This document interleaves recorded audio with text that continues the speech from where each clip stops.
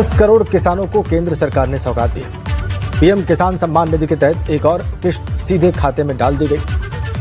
पूरे देश के किसानों के खाते में इस बार 19,500 करोड़ की रकम ट्रांसफर की गई। बात करें यूपी की, तो इस योजना का फायदा 2,36,00,000 किसानों को मिला है। इसके अलावा प्रधानमंत्री ने कई किसानों से छोटे किसानों को कैसे लाभ होता है, इसका एक उदाहरण पीएम किसान सम्मान निधि भी है।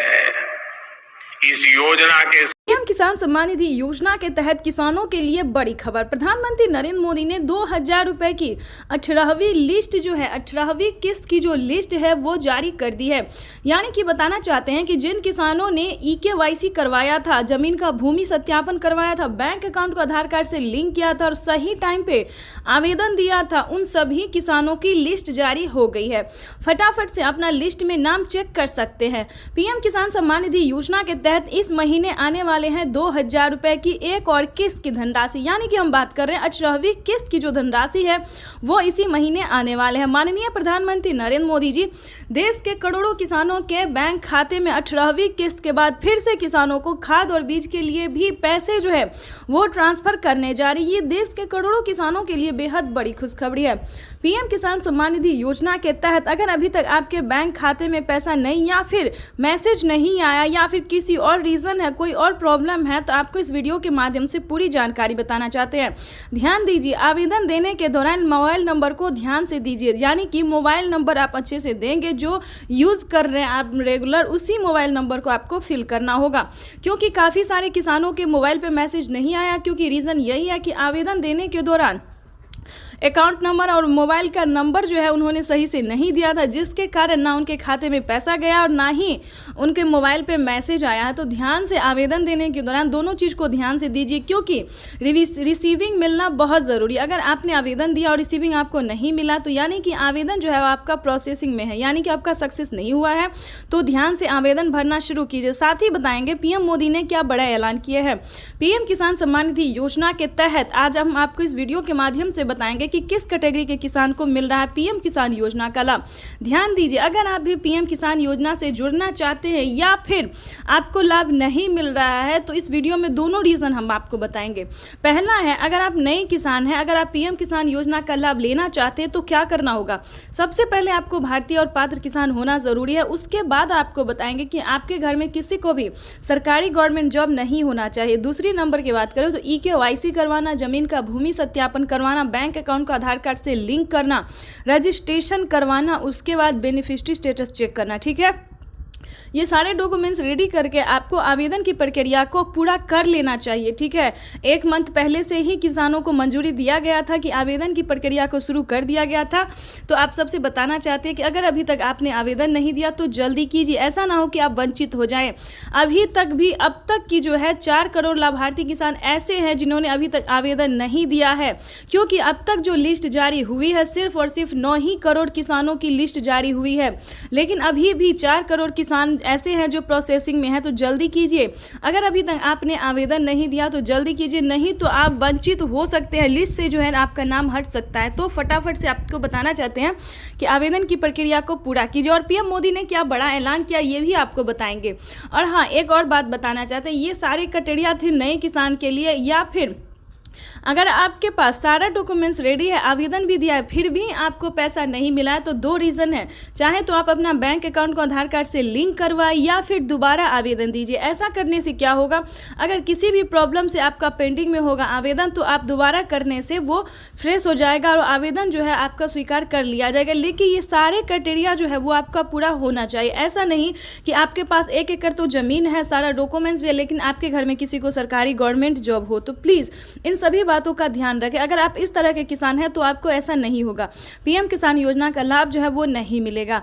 दूसरी बात बताना चाहते हैं, अगर आपका पेमेंट अगर प्रोसेस में है, पेमेंट ही प्रोसेस में है, आवेदन की बात छोड़िए, पिछली किस्त भी आपको नहीं मिली है तो जाके आपको CSC सेंटर से पता करना होगा, या फिर इस वीडियो के माध्यम से पीएम किसान के ऑफिशियल वेबसाइट पे जाकर हम आपको सारी हेल्प बताने वाले हैं कि कैसे आपको आवेदन देना है, किस तरह से आपको ऑनलाइन आवेदन देना होगा, या फिर अगर आप ऑनलाइन में सक्षम नहीं है, क्योंकि काफ़ी सारे ऑनलाइन किसानों ने जो है आवेदन किया है लेकिन उनका फील्ड हो गया, तो हम यही सजेस्ट करते हैं, यही राय देना चाहते हैं कि आप CSC सेंटर से जाके कीजिए, पोस्ट ऑफिस से, बैंक से जाके कीजिए, ठीक है, ब्लॉक से जाके कीजिए, क्योंकि ऑनलाइन जो है वो काफ़ी सारे किसानों प्रॉब्लम में फंसते जा रहे हैं कि उन्होंने ऑनलाइन आवेदन तो दिया लेकिन उनका आवेदन सक्सेस नहीं हुआ।